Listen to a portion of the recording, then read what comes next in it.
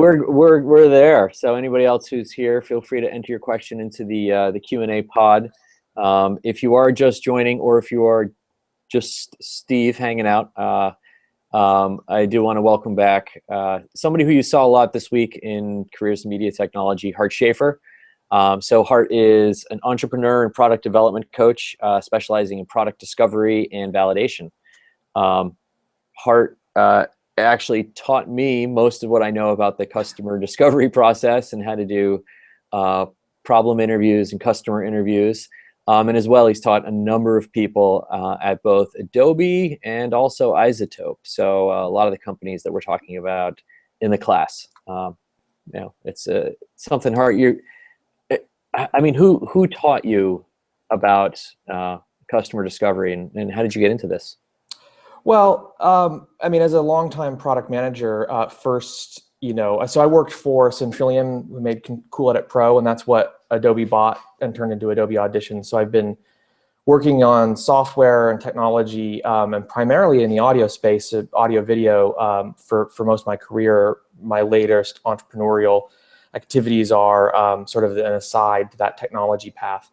And what I found was that we had some really successful releases and some not so successful releases. And in sort of the process of self-discovery and understanding, I was trying to figure out what was the difference and how could we do that. And it was, so I'd been doing a lot of reading, Lean Startup by Eric Ries and some other things. It was actually, though, when somebody recommended some of Steve Blank's writing, and he's the one who first coined the term, a customer discovery and sort of that whole loop in 4 Steps to the Epiphany. And actually, Eric Ries was a student of Steve Blank's at Berkeley. And that's how they got connected. And it was Eric realizing that there was a great fit between that work that Steve Blank had been doing and then agile software development. And it was reading is actually the introductory pages of the Startup Owner's Manual is what he calls it, which is not a great book to just read cover to cover. It's more like a textbook. But that introduction really hit home for me because I felt like right there on the pages was a huge percentage of what I had learned by throwing myself against a brick wall trying to get great products out into the world, and written out as this process that I had sort of come to myself. And so that started a lot of my research into this. And then actually I became a coach. I actually took a Stanford course, a 3-day seminar from Steve Blank and some of his team on lean methodologies and what he saw as what they call Lean Launchpad, which is the sort of academic version of Lean Startup, a 13-week curriculum. And so I was already doing some consulting in product management, and this really just rolled in naturally to what I wanted to do there, helping people actually figure out what's going to be a great thing to build.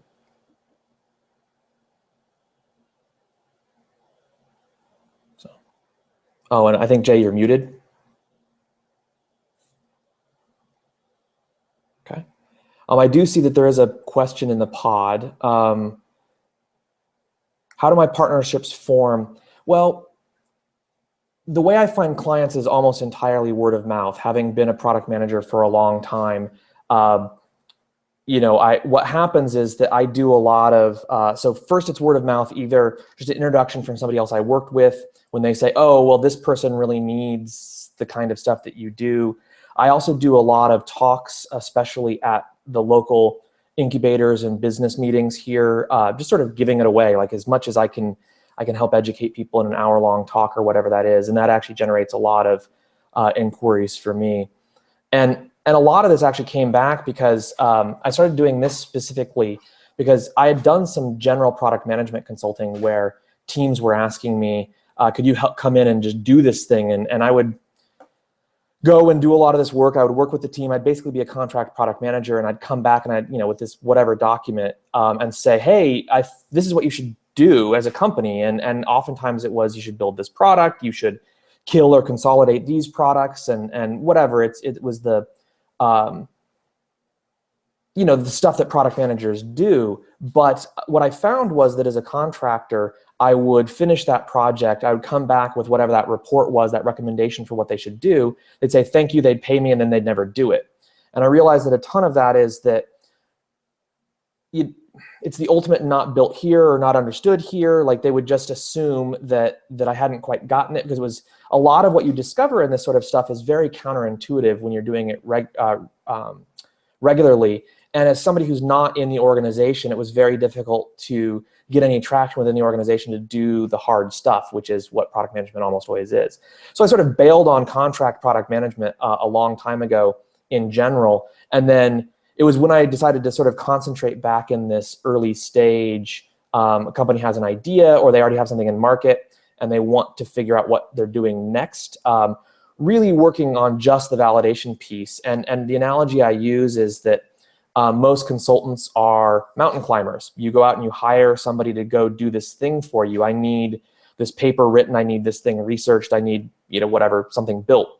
And so let's say we need the view from the top of the mountain. Well, as a business owner or an executive, I might be able to climb mountains, whatever. I can do a lot of stuff, but a dedicated mountain climber can climb a lot faster. And then there's also the division of labor where I can, I don't know, build a house or something while that consultant is climbing the mountain for me. Mm-hmm. The problem is that when you're talking about product stuff, when you're talking about the core of a business and what you should build and how you should do it, no picture or painting from the top of the mountain is going to be believed.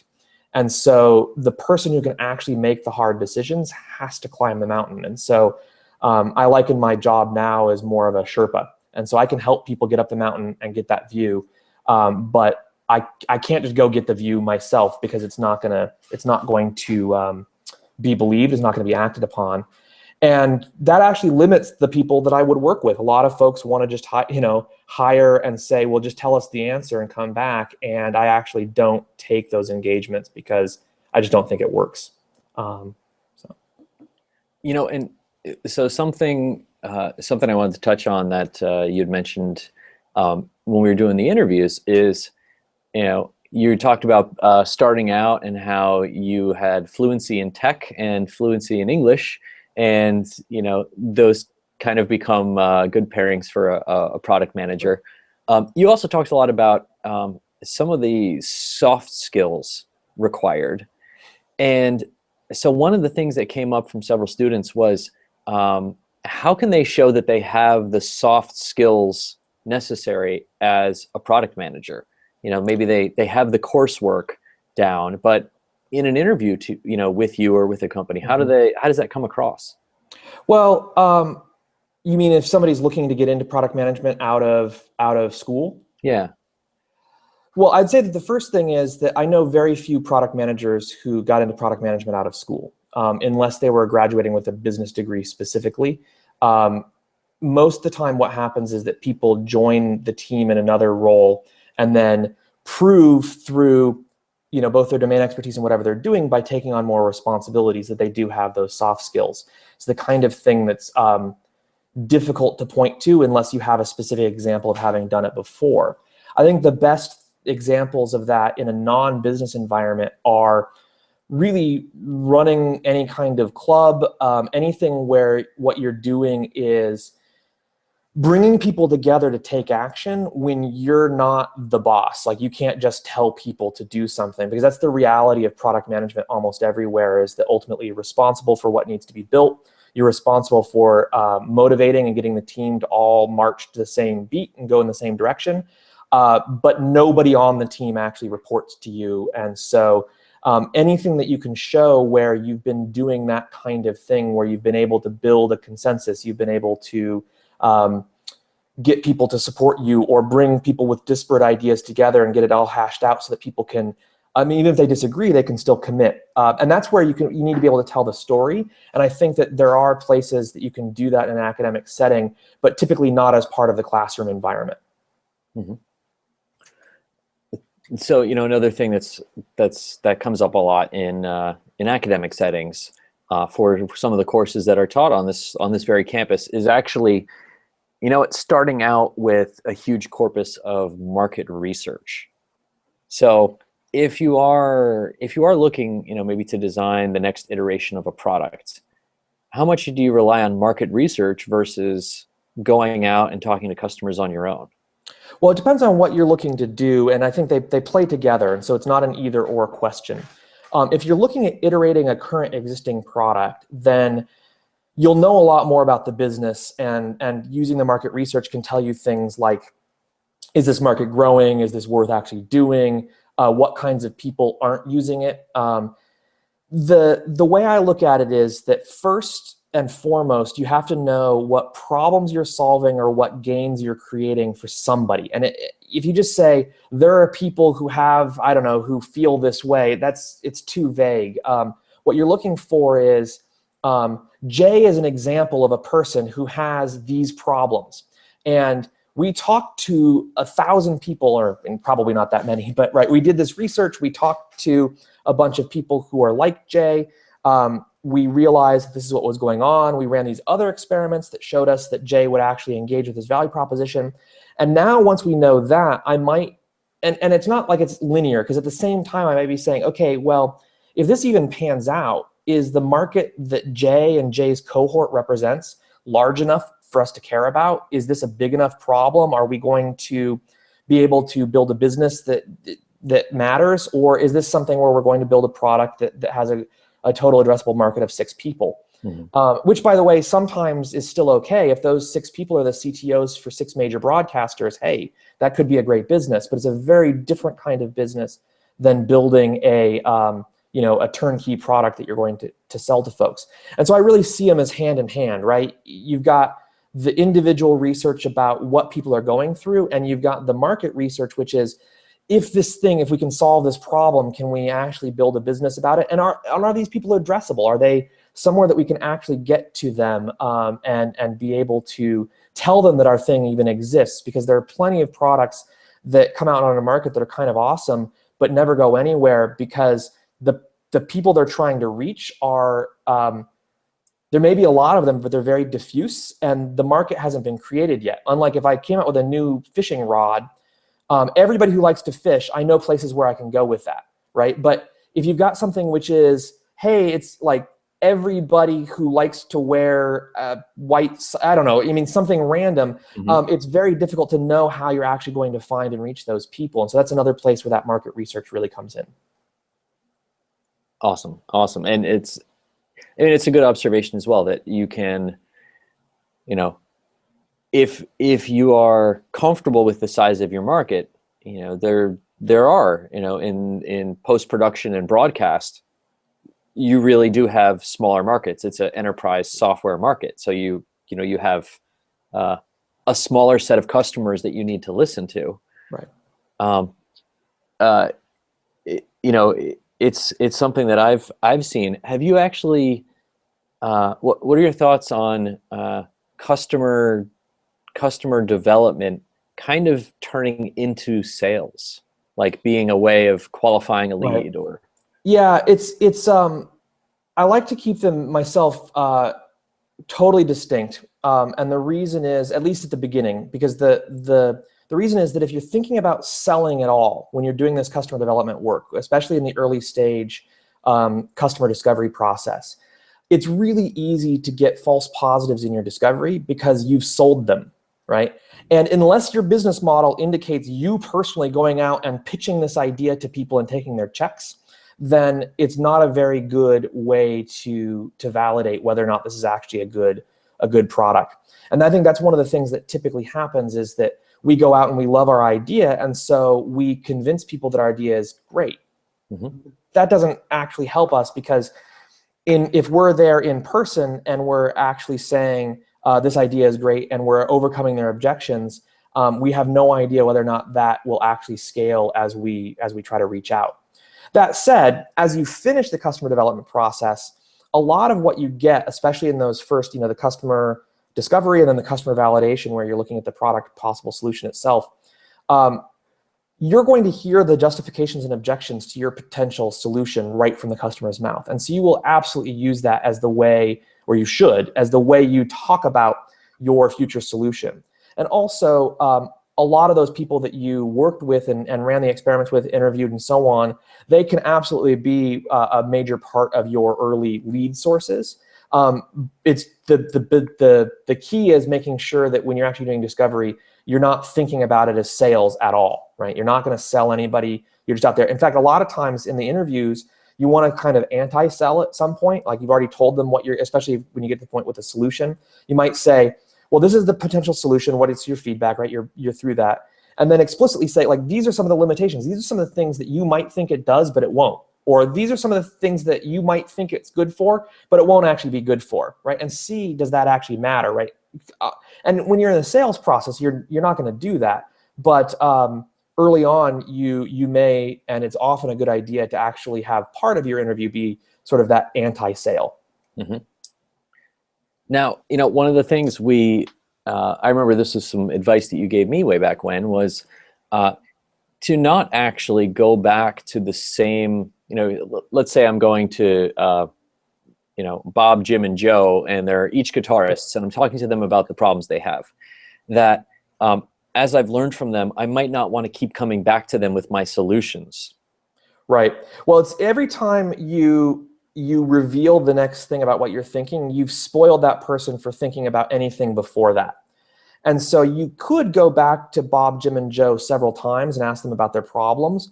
But once you've gone back and talked about your solution, your potential solution at all, you've spoiled them to ever talk about their problems in general, because now they'll be anchored to just talk about the problems that were related to your potential solution. And you're also spoiled for talking to them about any other possible solutions to that same problem, because their head will automatically go back to what you talked about before.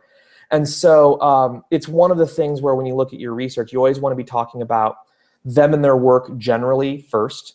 Then you want to be talking about, to get a sense of their workflow and what they do and who they are, not just demographics, but how they actually work. And then their challenges, because asking about specific challenges or talking about challenges will influence their general report on what they do. And then only after you've really talked about what's awesome and what sucks about what they do right now, do you say, well, we were thinking about building this thing that might, do this. And now you can't talk about either the challenges or their general workflow, because now they'll be thinking about your solution, and so on down the line. As an example, price is the last thing you ever can talk to somebody about, because once you talk about a price, now everything else that you've talked about becomes incredibly concrete, and they've also anchored themselves to what they expect something of that value to do and to be, and so on. And so that's the sort of bits. I think it's a fine thing. Like if you had a set of people that you went out and interviewed just about the problem interview, as we call it, and then went back and said, okay, now I'm going to come back 6 weeks later and say, well, we've talked to a whole lot of people, and this is what we heard. Right. So first validate that you actually heard correctly, and then start testing your solution with them. That can often work just fine. Awesome. So Chuck over at Stanford writes in. So you mentioned some of the great skills that a PM has are a natural tendency towards synthesis, being highly empathetic, relatable, and constantly curious. That's right. How do you develop those skills? I think that, so one of the main things is just recognizing that that's what you need to do.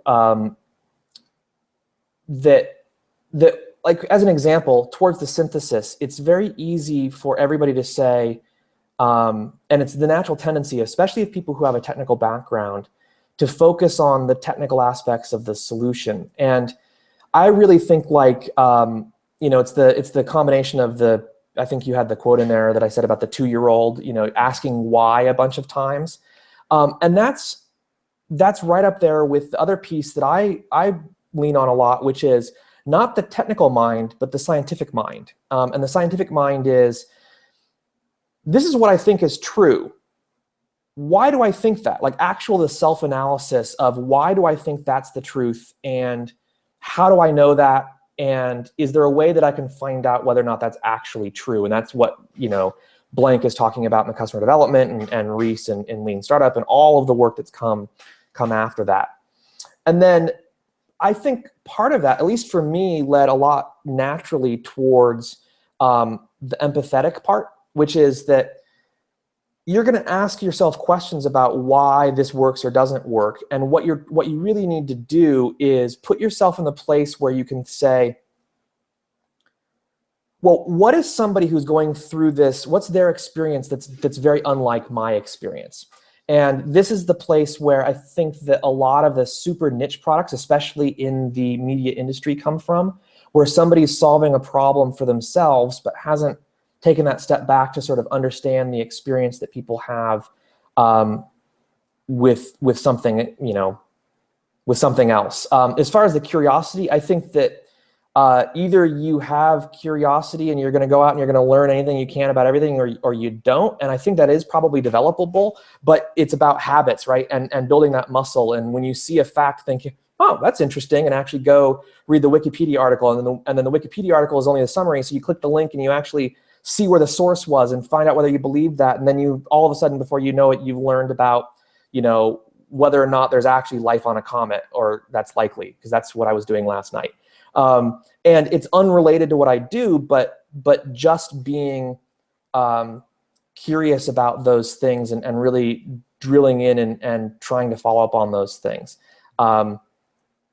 As I think that's the big thing is trying to do that. And then there are other, I would leave it for a lot of other things. I think that there are some aspects of building empathy that are very doable. And I actually think that it's, just awareness, meditation is a, the mindfulness practice is a very useful thing for that in a practical sense.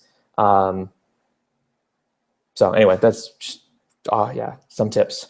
Awesome. Good illuminations in there. So, another thing that has been a practice that, we've been using in teaching the course, and I've been seeing more and more with other companies, is, maybe going out, doing some customer discovery, but then the most lightweight way of trying to see if a customer is truly interested is putting out a fake landing page. Mm-hmm. That's something that I think you have some experience with as well. Can you talk about the use of a landing page, or kind of testing out the sale? Sure.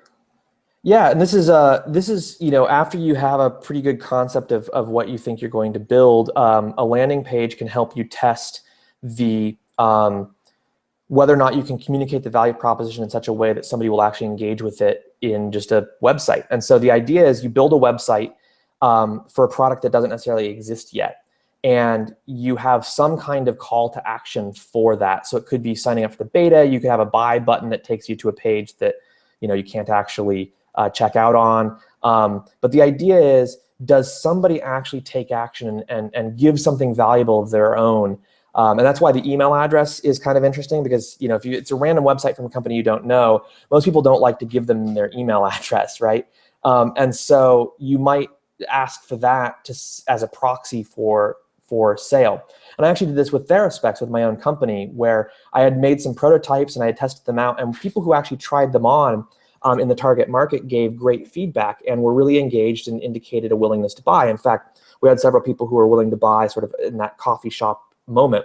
But what I didn't know was, did somebody actually have to try on the glasses to know whether or not they would buy? And so I set up a single one-page website. It had a picture of a model who's happened to be my wife wearing the TheraSpecs, a paragraph of text saying what they did and what they were, and some bullet points, a couple quotes from the people that actually had tried them out. So they were real, actual user quotes. Like, I never do anything which is actually you can't follow up on or is a lie, right? Don't make up stuff that's not true.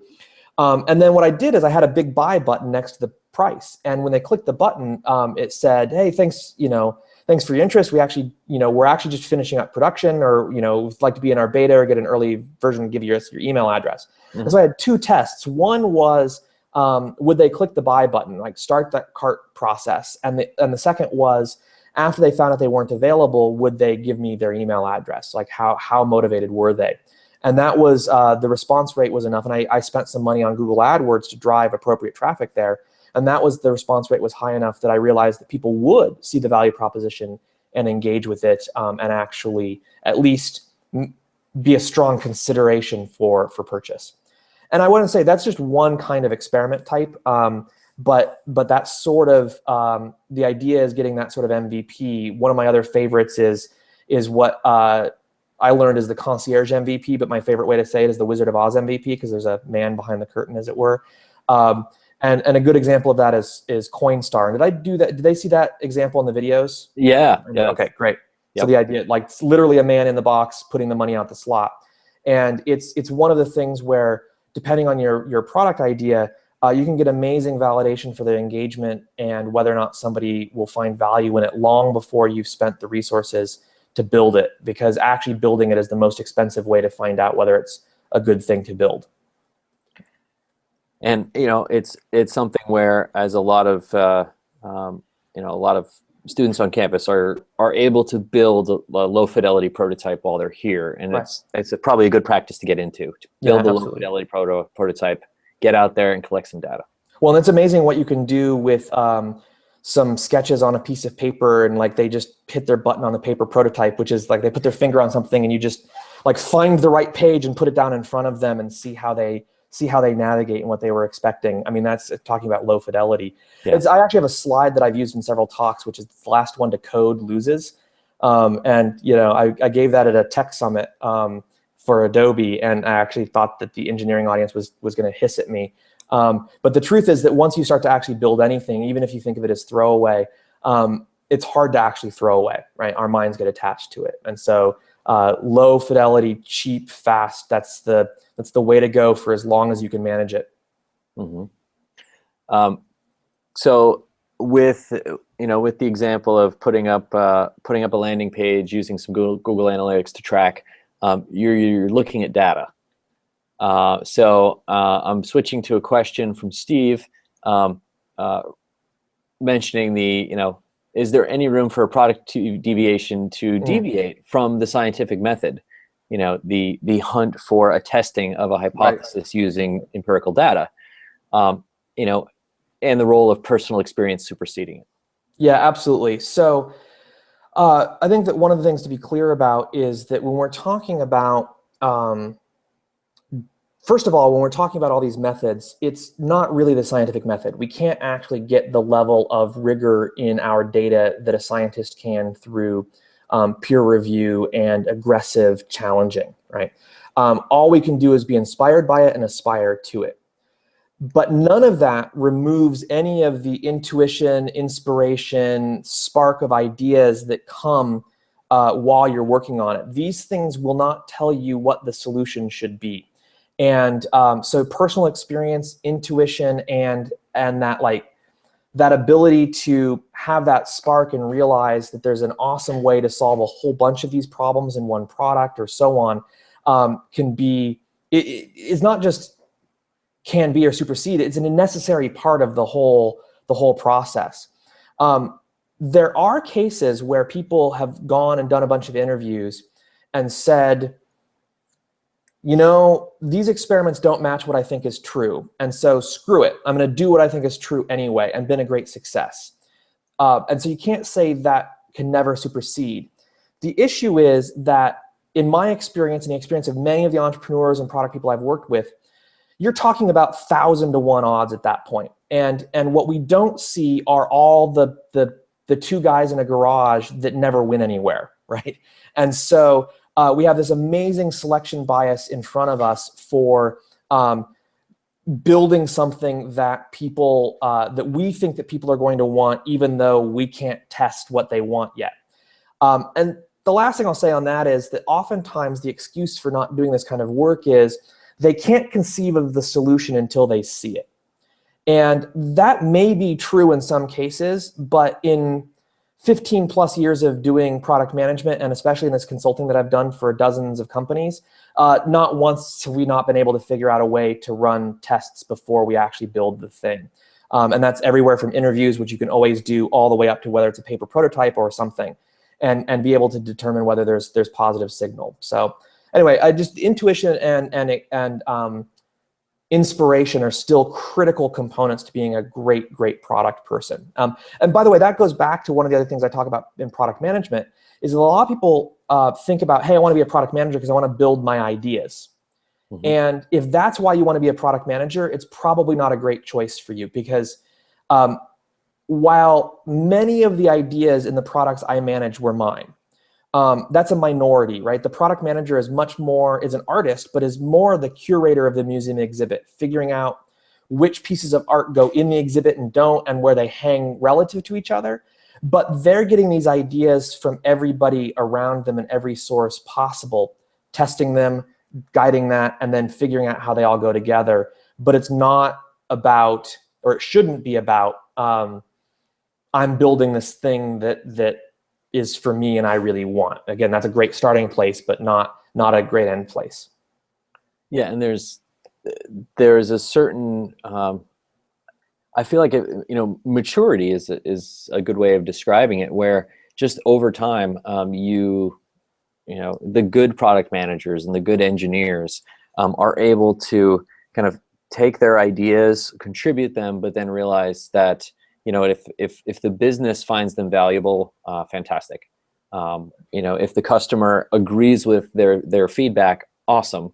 But it doesn't have to be entirely driven by what you think you should be doing all the time. Right, absolutely. As a little anecdote I heard in talking to several senior software architects about, all right, well, what's the difference in your company between a junior software engineer and a senior software engineer? And the most common response is, oh, it has nothing to do with technical ability. In our company, it's when the senior software engineer is a junior software engineer who realizes that the customer exists, and realizes the need of developing tools and features that a customer will use. Awesome. Well, we've got one more question as we come to our closing minutes of a very eventful first face-to-face hangout. Chuck rounds it out with being curious about the idea of a product manager as a curator and a catalyst versus a boss or a visionary. Can you talk more to that, Hart? And if the PM isn't actually the boss, how do you keep everybody on track? Right. Well, typically, so it depends on what the company structure is, but typically everybody knows that they have, their responsibilities to execute. So the engineering manager and the engineering team and so on. And so actually getting work done is, in my experience, rarely the issue, right? You're not the one saying basically with the implied or you're fired after the sentences that you say, but people are trying to get the work done. Testers are testing, engineers are building, your program manager is keeping stuff on track, your designer, whatever that is. So there are a couple things about, since you're not the boss and you're trying to be a catalyst, as you say, or moving people along in the direction. And the first is inspiring them, right? Actually making them understand that the problems you're solving matter and that they can be solved, and that what's going on is very is important, right? And what we find is that people tend to stay motivated. And Dan Pink wrote Drive, which is a great book, pop psychology book on what motivates people. And they tend to stay motivated if they've got autonomy, mastery, and purpose. And so autonomy, they can do the work the way they want to, within limits, but basically they can self-direct in some way. This is one of the reasons that a lot of smart people like to be in software, because typically an engineer is not told exactly how to solve a problem, just that the problem needs to be solved and they get to go solve it. Same with a lot of the roles in technology. Mastery, you're able to continually get better at your job. Again, this is one of the reasons why many software engineers and other software people love their jobs, because it gives you an opportunity to continually improve what you do through practice. But the last one is purpose, right? Why? Why this and not that? Why am I here and not there?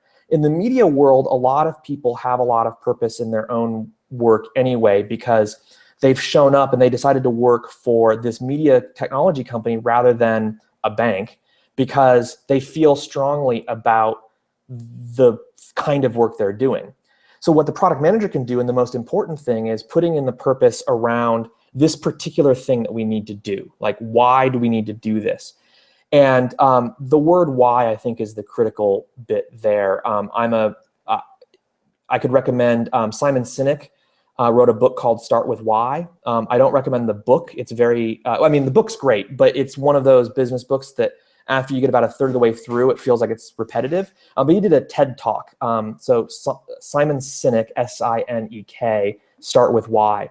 And the idea there is that most companies, every company knows what they do. You know, we build audio recordings and editing software. Some companies really know how they do it. Like Toyota is a great example of that. The Toyota way, how they build cars, it defines Toyota.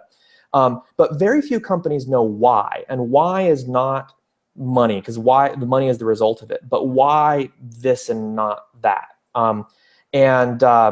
As a product manager, one of the things that you can do is just help everybody understand why, right? Really understand the customer, everything you and the team has learned while you're doing this discovery process, the pain they have, the vision for the results. Like once this thing is in the world, look how much better art will be, or how much better music will sound, or how much, right? And this person's job, this person's life will be so much better, connecting into that real human element. And what I found is that in teams, except for, you know, sometimes you get a clunker of a teammate or something, but that's a separate issue. Really connecting back to that core vision about why is critical, right? Absolutely. Awesome. Hart, thank you so much. This has been an eventful and also elucidating time. And you know, I hope you'd consider joining us as the students have more questions in future weeks. Yeah, absolutely. I'd be happy to, as they do. So if anybody does have any questions, just let me know, Jay. Awesome. Thanks so much, and have a good rest of your day, Hart. Thanks, Jay. Absolutely. You too. All right. Thanks everybody for watching, and we'll see you back on Cadenza in the forums.